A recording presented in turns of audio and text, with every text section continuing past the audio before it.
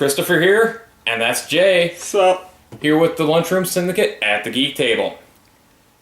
Today we'll be doing our review of Episode 2 of The Walking Dead, and we'll be combining that with our preview of Episode 3, The Cell. Last week we got our predictions correct with the pigs eating the walkers, and do we have any bold predictions for The Cell? Stay tuned. Now dig on this. Dance off, bro. Maximum effort. Gandalf. Why did you say that name? I am Gandalf the White. Pizza dude's got 30 seconds. This is for you.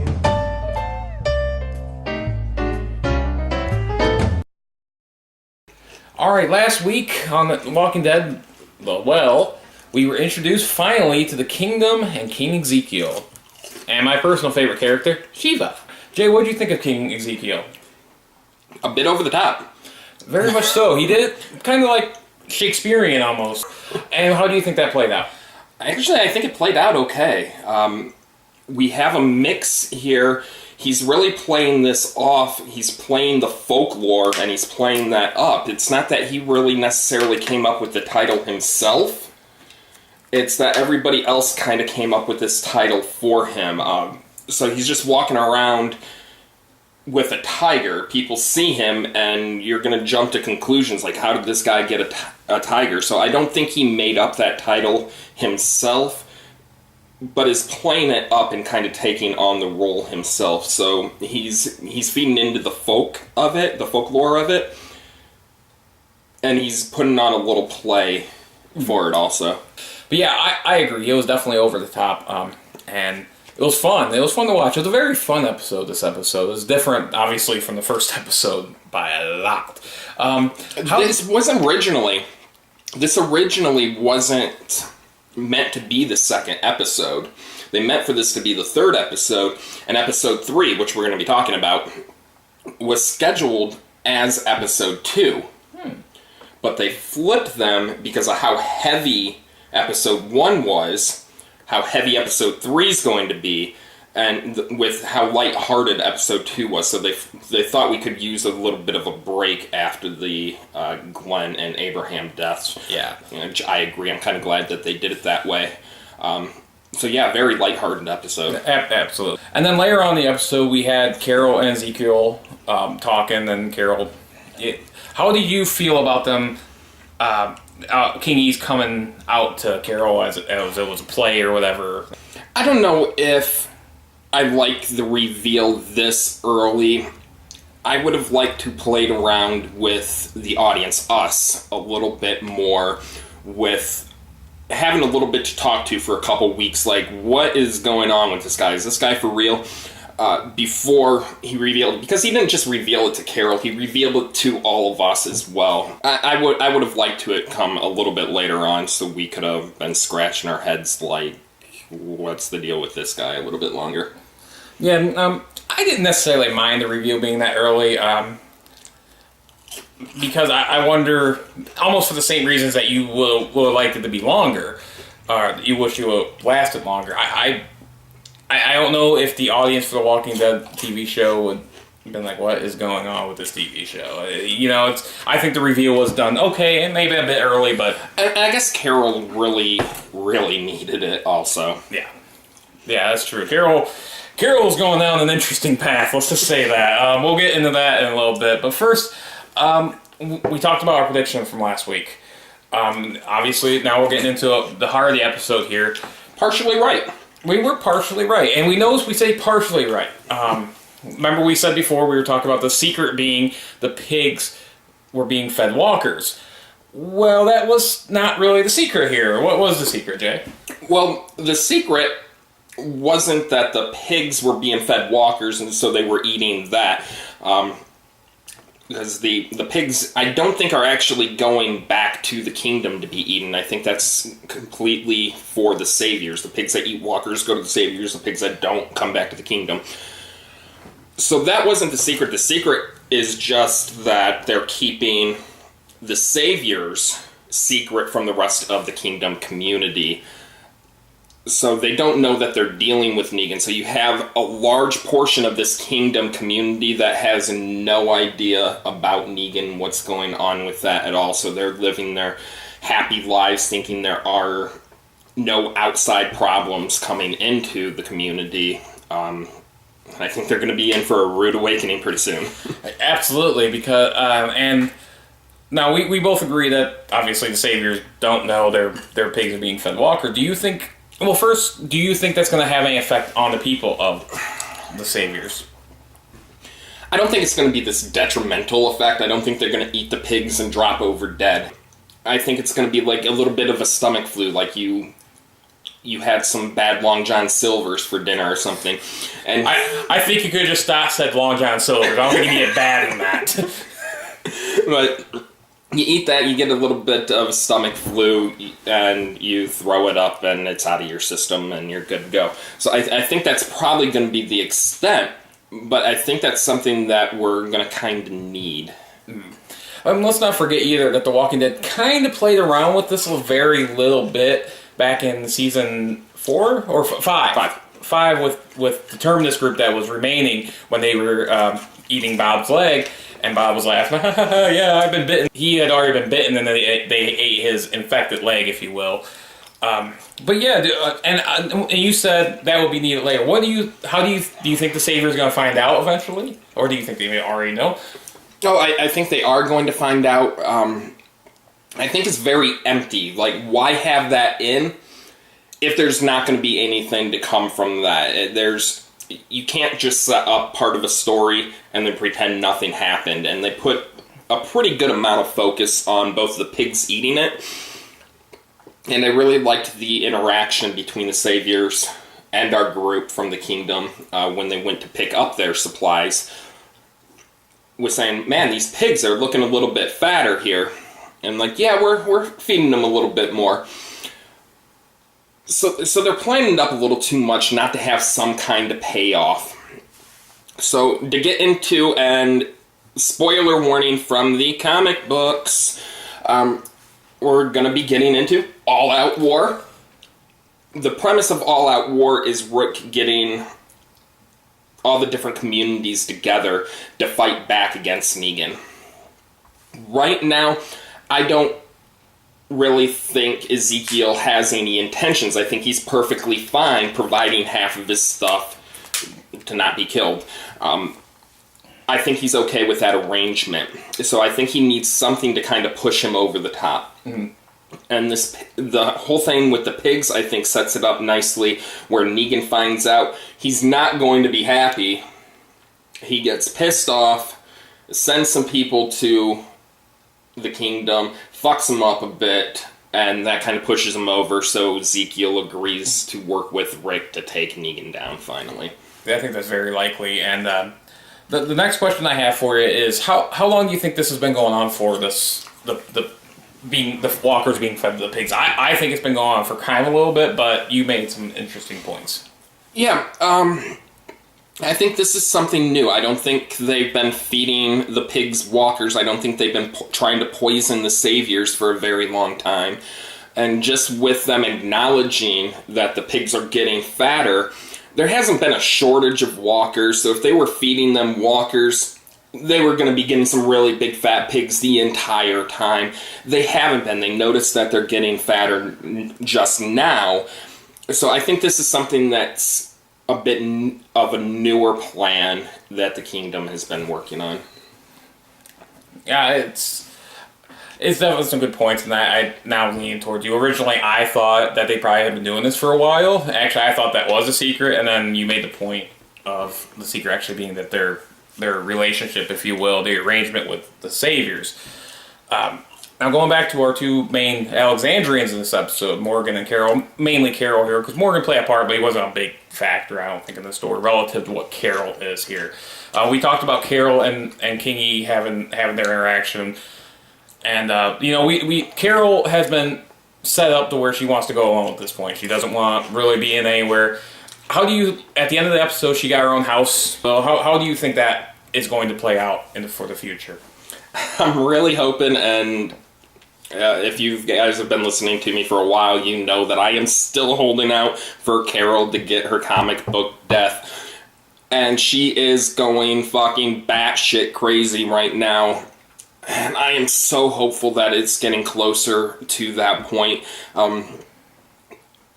Carol, I don't see her with a large story arc anymore. It seems like her role is finished in the show, and it's kind of her time to go. And once she went out on her own and she got her house, that walker that had its face pressed up against the window, I really thought that she was going to keep it prisoner. I didn't think she was going to go in and kill it. I thought she was going to go in, chain it up in the backyard, and my mouth was watering with anticipation with her just getting Carol getting chowed down later by that walker. That didn't pan out that way. She did kill it. I still think we're coming up to that point with Carol, though.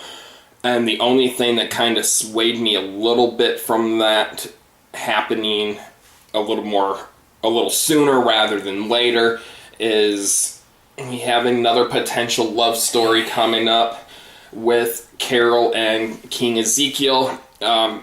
A lot of you, I know, are kind of cheering for this, but I think a lot of you just want everybody to hook up with somebody, so... you guys want a lot of boning. Get your head out of the gutters. Zunk, what do you think about the potential romance? Same with Carol and Daryl and Carol and everybody, apparently. I just don't... it just doesn't work for me. I don't like the idea of Carol and Kingy. They're setting it up. It's probably going to happen, at least to some level.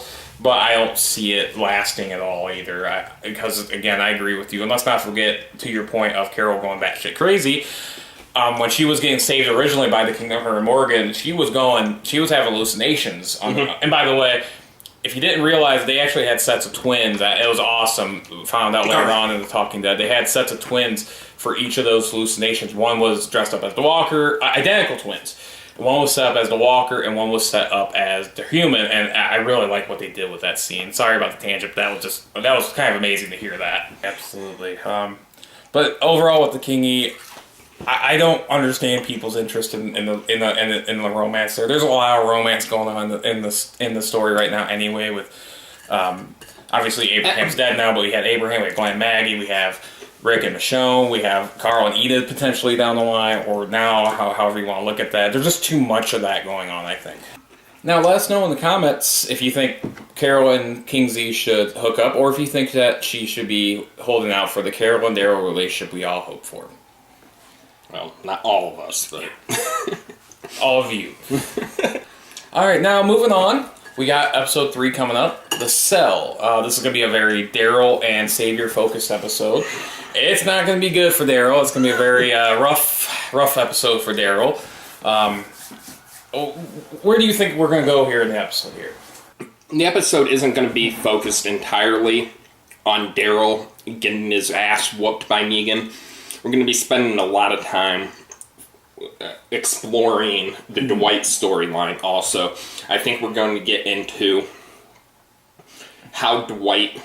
Because last season we saw him with Daryl in the woods, and the Saviors were looking for him. So I think we're going to get more of the story on what happened since Dwight took Daryl's motorcycle to the time he got back with the Saviors, and whether or not he was captured, or if he went back there voluntarily. And then we had that little bit of a time gap, like we see him with Daryl, and then the next time we see him, he has a burnt face. With the pacing that they're going right now, it wouldn't surprise me if we saw what happened, that Dwight got his face burnt. And I don't think we won't be getting it via flashback. We'll see what happened to Dwight's face by seeing it happen to another character. If you watch the preview, there's a lot of interesting parts that almost throw you off a bit from what they're actually going to show, I believe. Well, the preview I thought was really interesting right off. If you haven't seen the preview yet, make sure that you check that out. It's the first minute of the episode. it shows Dwight kind of checking out the little zombie obstacle course that they have set up. First off, what is this obstacle course? I keep referring to it as that, but it can't be an actual obstacle course. The only thing I can think of is another layer of protection, another fence, a walker fence, if you will. That's the only thing I can think of. I think you're absolutely correct with that. So we have a layer of walkers that offers another layer of protection. And the walkers, again, they don't volunteer for the assignment either. They don't just show up there, so they have to have people that are setting the zombies in place. Dwight is not so gently reminding Daryl that it could be worse. If he doesn't follow along with what Negan says and do what Negan asks, he could be out there on the chain gang also. Yeah, absolutely. And who knows, maybe even a walker, and we don't know where those walkers came from. Maybe there were people in the group who disobeyed Negan. Oh, could be, yeah. But so we see that part. We see Negan talking to a group of men later on, and one of the things he says is, You don't scare easy. obviously it's hitting towards Daryl, but do you think it's Daryl or do you think it's Dwight or someone else? I think it could be either one.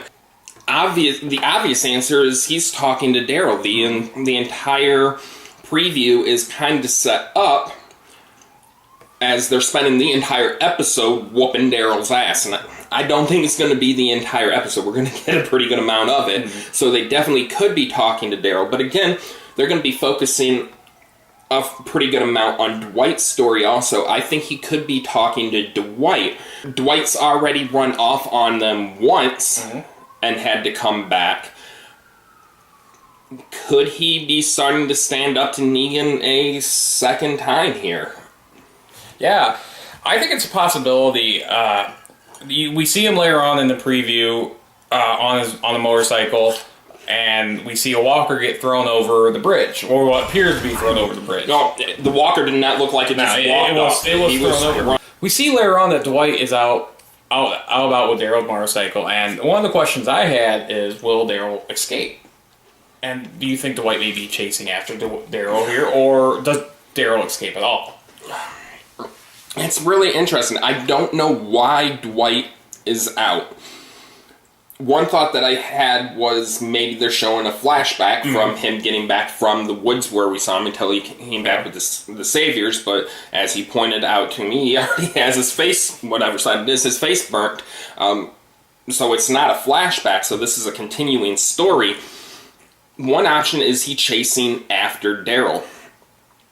I don't think so. I don't think Daryl is going to have any escape in this episode. He's still going to be with them.